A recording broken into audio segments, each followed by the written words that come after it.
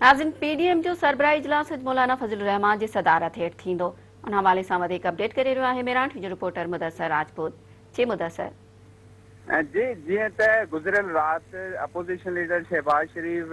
जे जेको अॼाणो हो उन में सियासी पार्टियूं बिलख़सूस उहे ॿ पार्टियूं जंहिंमें अवामी नेशनल पार्टी ऐं पीपल्स पार्टी जेकी नाराज़ हुई पीडीएम खां अलहदा थी वई उन्हनि खे गॾु करण जे लाइ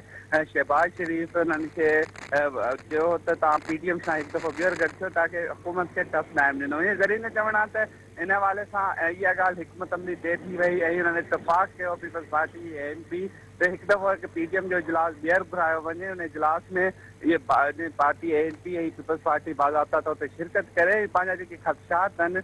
जेके गुज़िरियल जेके इजलास थिया जंहिंजे करे ॿिन्ही पार्टियुनि में इख़्तिलाफ़ थिया ऐं पीडीएम मां थार थिया उहे बि ख़तमु कया वञनि ऐं हुकूमत जे ख़िलाफ़ हिकमत अमली ते कयो वञे पीडीएम जो इजलास